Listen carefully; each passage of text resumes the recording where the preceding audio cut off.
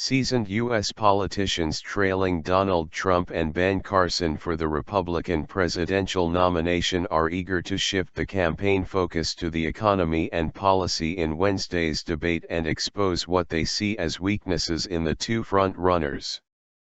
Jeb Bush and other candidates are trying to turn the tide in a campaign that is dominated so far by provocative rhetoric that has played to the strengths of Trump, a bombastic reality television star and developer, and Carson, a soft-spoken surgeon who has been gaining support in opinion polls.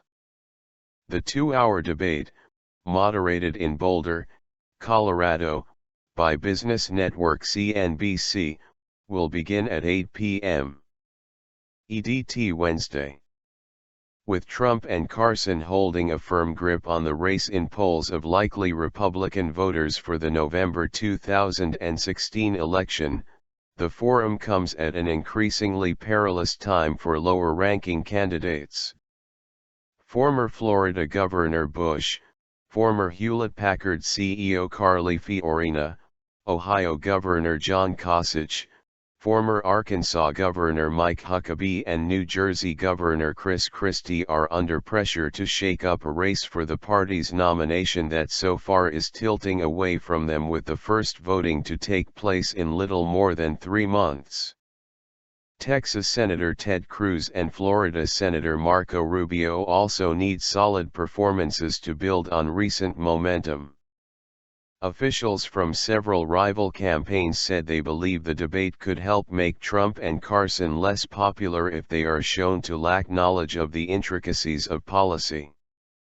If they run this thing well and push people to see if they're smart on the economy and job creation and how fiscal restraint fits into that, you could finally start separating the sheep from the goats on an important issue, said an official in the campaign of one of the Republicans vying against Trump.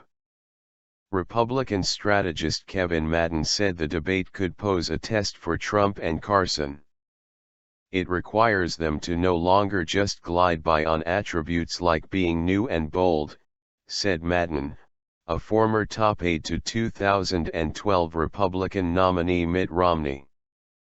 Carson set the table for a debate about the future of sacrosanct entitlement programs by telling Fox News Sunday he would use health savings accounts as an alternative to popular Medicare and Medicaid health programs for the poor and elderly.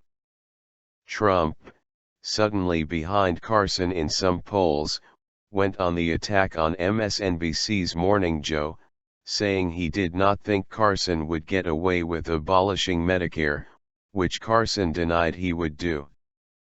In Westerville, Ohio, on Monday, Kasich signaled he would take a tougher tone with Trump and Carson.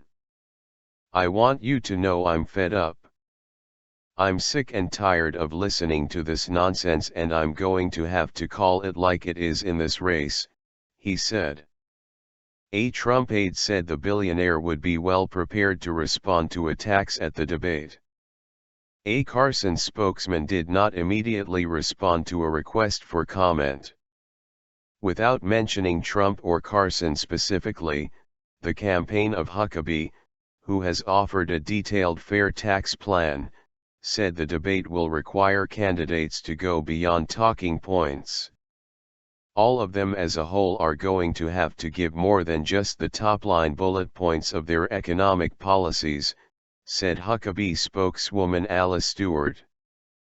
Trump frequently touts the business experience that made him a billionaire as reason enough why a President Trump would create a stronger economy. He released a tax reform plan in September that would lower tax rates for all Americans and would pay for the loss of tax revenue by eliminating tax deductions and corporate loopholes.